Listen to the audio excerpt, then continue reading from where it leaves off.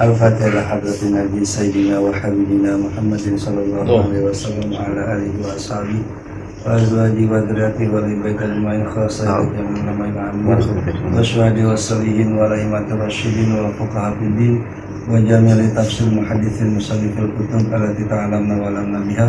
Al-Fatihah. A'udzu billahi minasyaitonir rajim. Bismillahirrahmanirrahim. Alhamdulillahirabbil alamin arrahmanir rahim. Iyyaka na'budu wa iyyaka nasta'in. Shiratal ladzina an'amta 'alaihim ghairil halaman 11 Al-Khamisiyah. Bismillahirrahmanirrahim. Al-Khamisu ghusl rajulaini ma'al ka'baini min kulli rajulin walau faqadul ka'bi aw marafiqi i'tibar qadrahu ay min ghalibi amsalihi.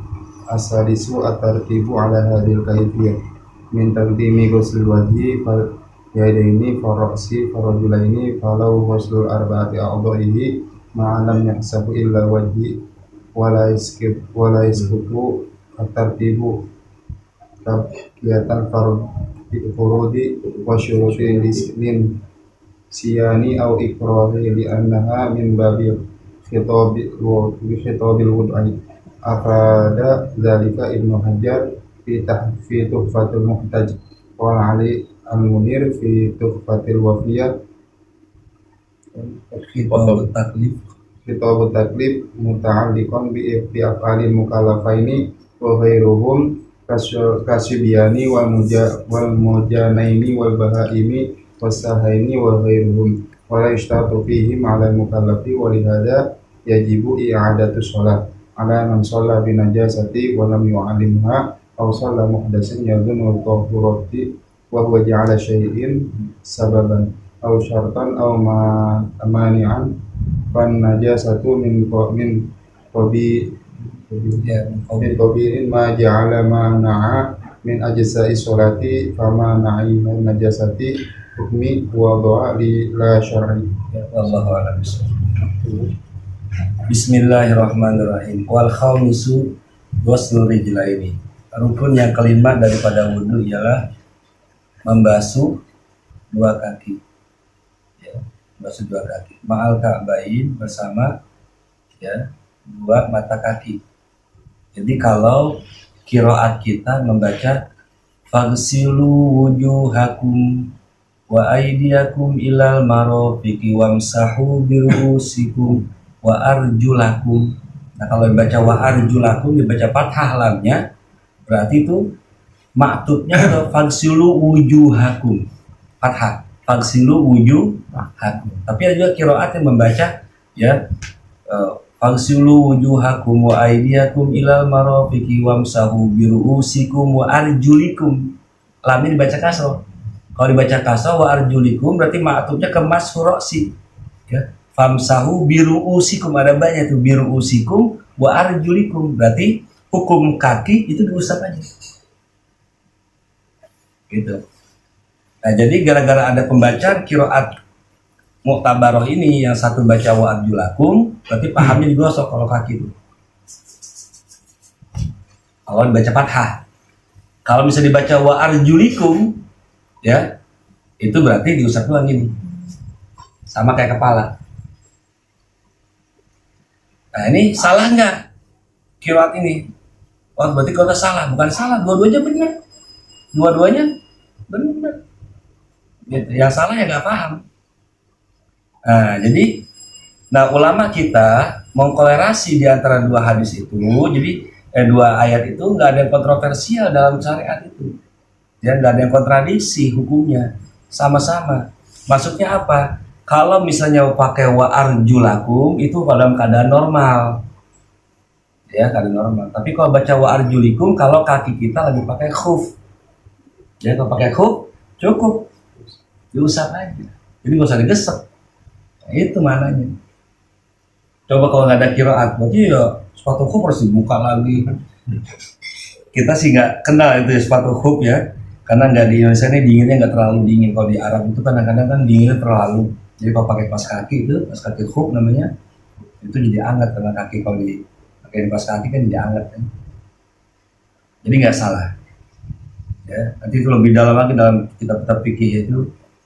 Ya, cuman terkadang ya orang-orang Wahabi itu karena ayatnya wa arjulikum boleh, berarti dia tuh kalau sholat pakai sepatu boleh. Ya, jadi kalau sholat dia pakai sepatu, ya sepatu pantofel itu biasa. Dia kalau wudhu tuh gini doang deh, kakinya besar aja. Ya. Ada yang pahamnya kayak begitu. Cuman kalau pahamnya kita memang diusap boleh, tapi kalau itu khuf.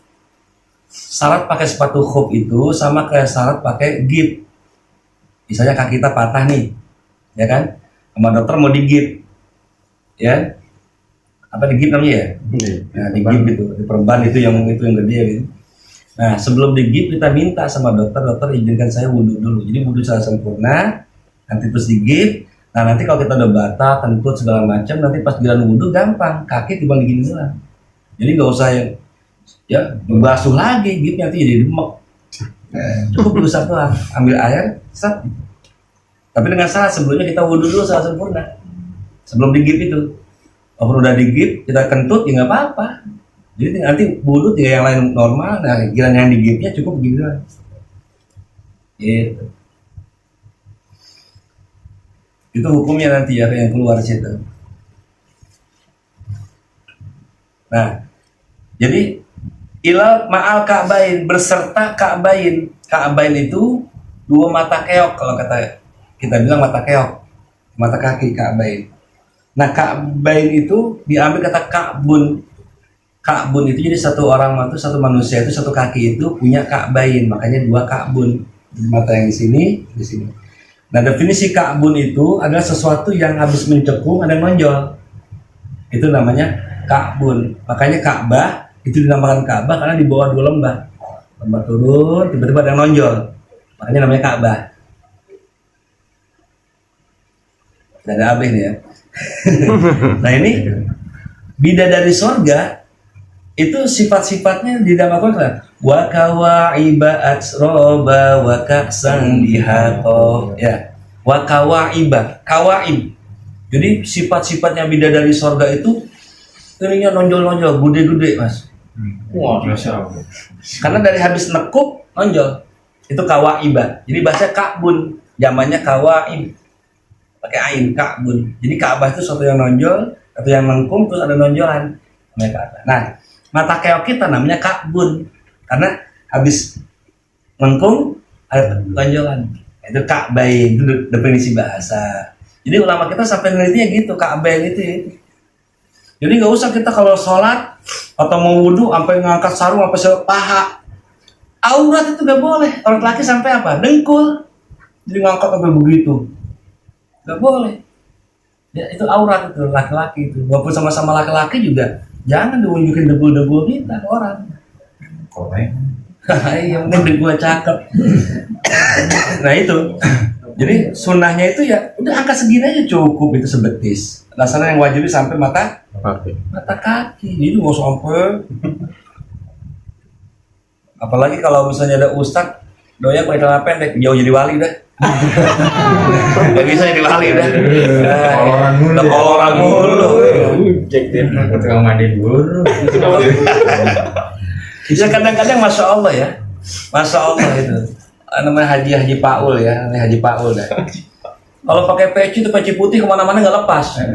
Tapi kalau lagi mandiin burung pakai wall sempak begini doang, peci sih nggak dilepas Pak Haji.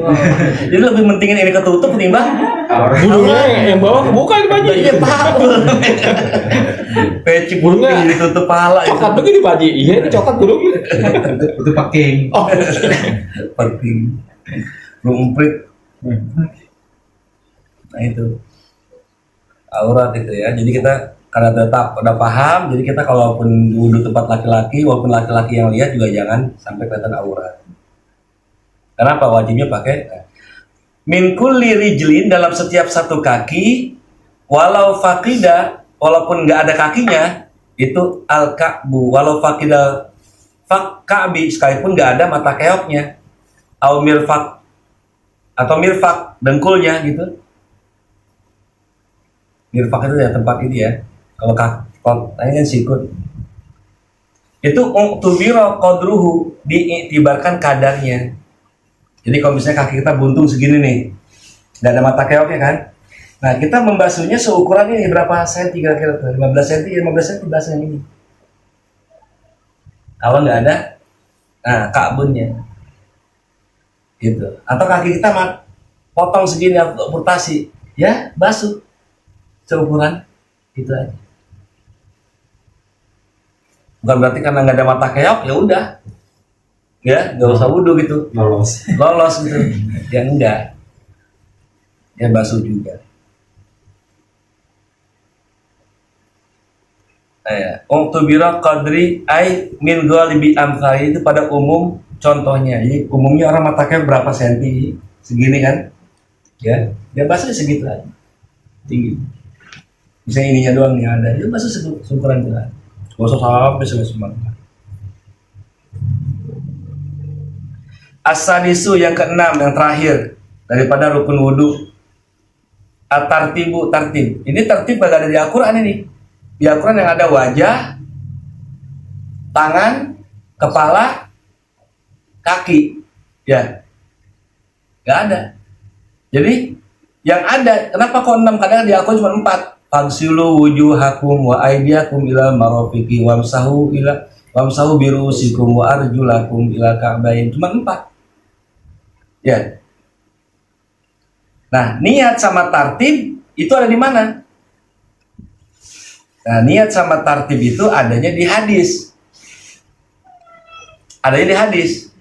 Karena inamal amalu binniyat tadi itu yang kita pelajari waktu awal. Itu adanya di hadis. Nah, terus tartib ada di mana? Tartib pun ada di hadis karena kita ngikutin Nabi Muhammad Shallallahu. Di Al-Quran nggak ada tartib. Jadi kalau kita pakai Al-Quran doang, wudhu kita cuma 4. Hah? Iya. Wudhu kita cuma 4. Nah, kenapa di sini ada 6 ya? Ya, pertama kan apa?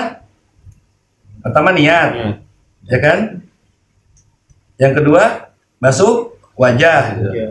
Yang ketiga, basuh tangan. Yang keempat, musab kepala. Yang kelima, basuh kaki. Nah, yang keenam tartib. Itu ada di hadis. Jadi kita belajar kitab kuning ini, belajar Al-Quran hadis. Apa bilang kita belajar kitab? Belajar Al-Quran dan hadis. Cuma disatuin. Daripada nyomot di Al-Quran 4, ini ya udah gabungin aja. Makanya furudul wudu isi tatun itu bukan ngaji Imam Syafi'i, bukan. Ngaji Al-Quran dan hadis. Nah, kalau orang buang kitab kuning ini dianggap gak berguna, yang penting Al-Quran hadis. Ini Al-Quran hadis. Ini belajar Al-Quran hadis. Belajar fikih itu belajar Al-Quran hadis.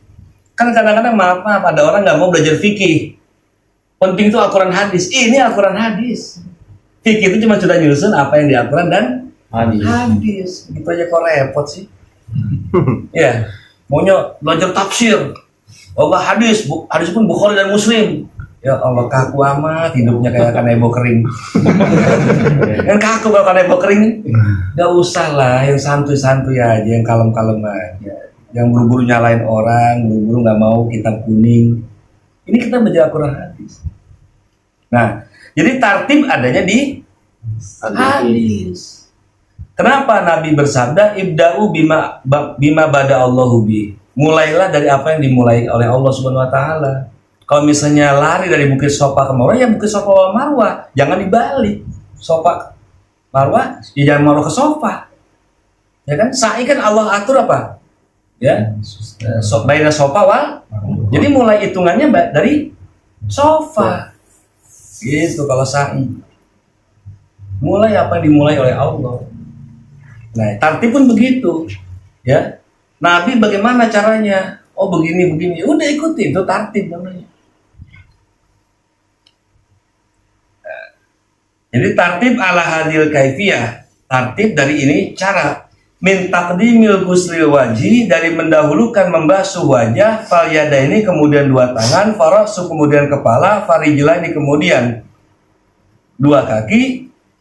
Itu tartibnya begitu. Memang wudhu hanya 4 gitu ya, hanya 4. Niat dan tartib itu ada di hadis. Nah, falau ghasala arba'atan, apabila orang membasuh 4 arba'ata a'dha'i 4 anggota tubuhnya ma'an sekaligus lam yuhsab tidak dihitung illal wajhu kecuali wajah. Jadi bisa ada orang nyebur ke kolam renang. Ya, nawaitul wudu'a langsung cubuan. Kan basah semuanya tuh. Ya kan berbarengan basah semuanya. Nah, yang dihitung baru basuh wajah doang. Padahal kaki udah basah, muka udah tangan udah basah. Karena ada tartib. Harus berurutan. Nggak boleh duluin. Gitu. Kecuali kalau mandi junub. Mandi junub kan anggotanya cuma satu, seluruh badan.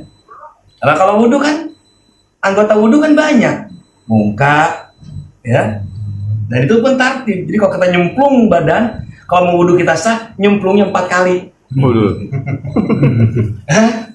Ya naik lagi ke tangga, nyemplung lagi, tangan yang sah, nanti naik lagi, kali mau repot begitu cara wudhunya. Airnya kebanyakan sekolam, Habis waktu. nah itu. Karena ada tertib tadi, ya ada tertib. Jadi harus tertib. Misalnya nih, kita udah basuh muka, terus basuh kepala.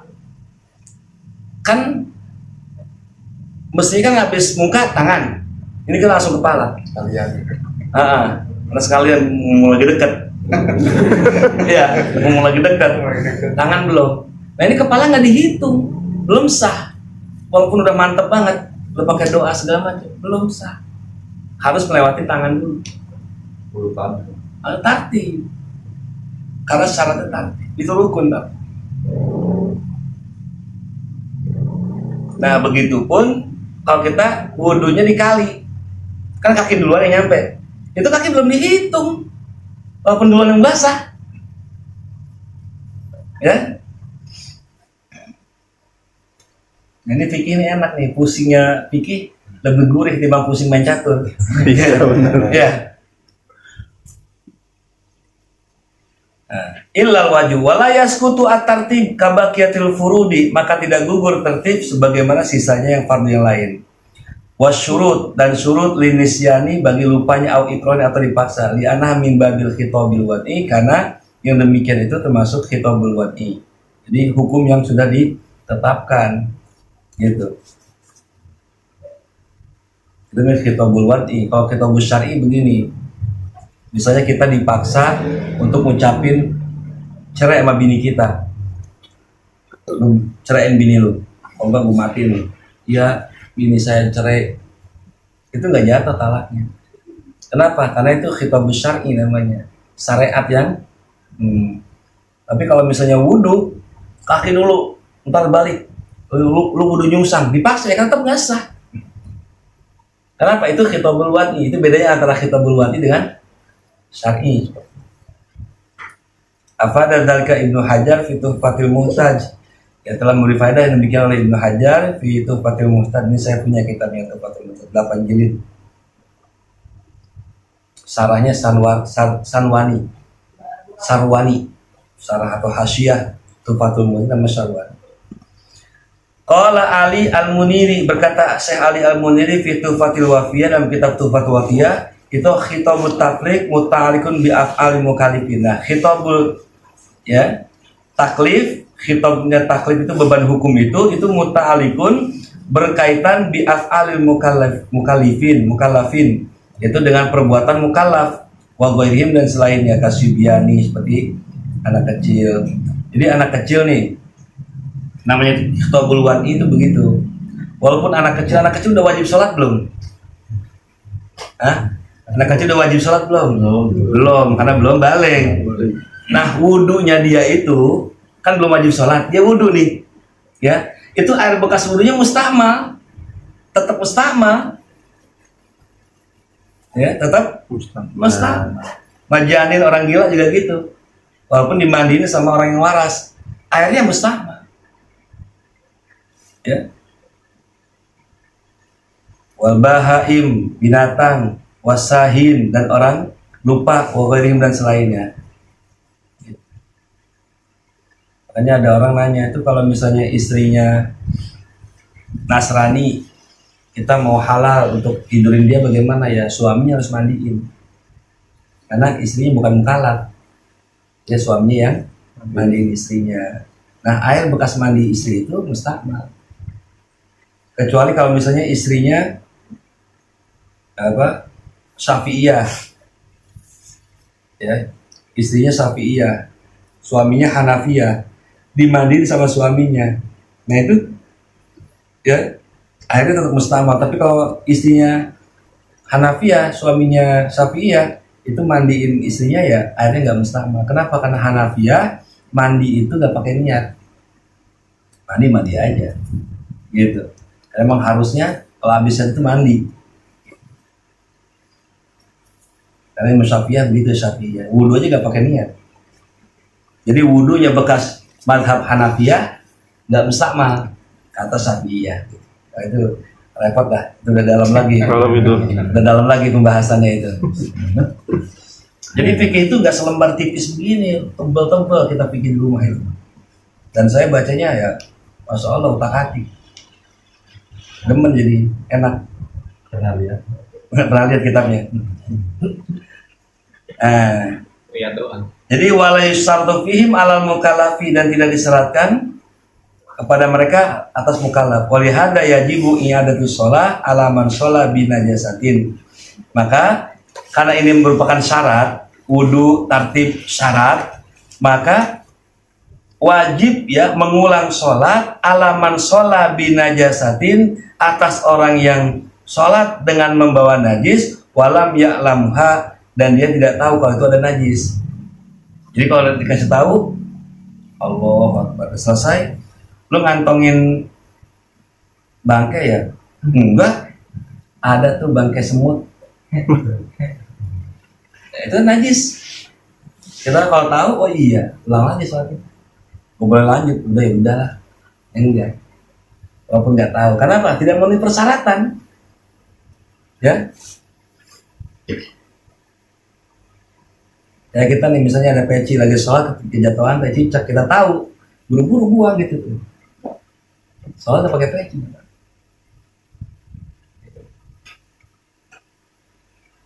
Jangan diterusin. Karena syaratnya sholat tidak boleh ada najis. Al-sholah muhditsan, atau sholatnya dia sudah batal, ya dunu toharo, dia punya sangka masih punya wudu. Dia lupa dia punya wudu, semacam ada bocah kecil salaman itu udah ada gede satu. Ya, kan udah batal tuh wudunya. Ya. Dia sholat aja. Pas ingat ya. Saya nih.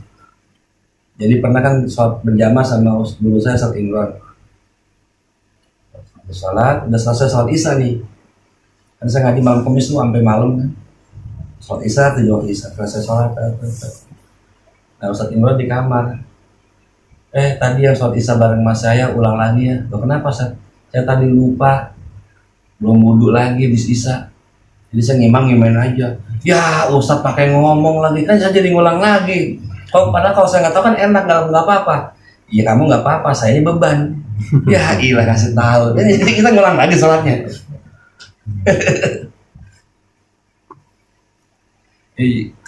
Kalau kita kan merasa gengsi ya kalau begitu ya. Tapi kalau orang punya ilmu nggak bakal gengsi dalam kebenaran. Gitu. Salah boleh salah, tapi bohong nggak boleh. Iya. Salah boleh salah, bohong nggak boleh. Wali itu Mas Budi. Musim itu. Ya manusia kan boleh salah kan? Orang alim boleh salah, tapi bohong nggak boleh. Ya, mengungkapkan kebenaran. Jadi kalau kita salah nih jadi imam nih, udah batal kita ingat sholat batal, gengsi. Hah? Ya apa? Iya, mau kabur gimana nih? Terusin aja sholatnya. Nah itu nggak boleh itu. Ya. Kalau kita kan demi apa? Demi kredibilitas. Diterusin, sholatnya nggak boleh itu. Nggak jujur namanya ya, nggak jujur dalam ibadah. Ini susah di sini nih nanti. Nanti kejujuran kita tuh dipertanggungjawabkan sama Allah. Apalagi jelas-jelas Jumatan gak sah, dia bikin Jumatan, masya Allah. Itu pertanggungjawabannya itu. Bawa orang masalahnya. Yang ada aja masjid masih lega, ini bikin baru. Gara-gara apa? Berebut kotak amal. Nah, ya ini kan kalau dalam mazhab kotak kan repot udah. Nah, kotak Pandora kan direbutin banyak orang gitu. Ya udahlah, yang penting kita jadi orang punya ilmu itu, dan memang nasibnya ya ini nanti buat teman-teman nih kali kalau menjadi ahli fikih itu syarat ahli fikih itu harus siap haknya itu diganti sama roh. Al-fiqhu menjadi al-faqru. Fikih itu ahli agama. Al-faqru itu orang miskin. Jadi orang yang ahli agama itu pasti miskin. Nah, kalau kaya bukan ahli agama tuh, orang jual agama. Wah, Itu pasti kaya. Berat. bisa kaya. Iya, ngajar harus ikhlas. Ada amplop nggak ada amplop ditutup terus jalan. Itu masalahnya. Itu Ya kan syarat ahli agama kan begitu. Berat. tahlilan lagi gimana?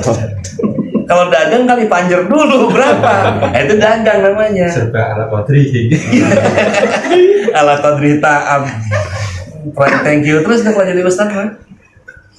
Selamat ketemu, minta maaf sama Ustaz. Maaf Ustaz, maaf Ustaz ya. Gitu. Ya Allah nasib. Minta maaf mulu sama kita. Salah Pak itu. Wa huwa ja'alu say sababan, itu menjadikan sesuatu menjadi sebab, atau syartan menjadi syarat, atau mani'an atau pencegah.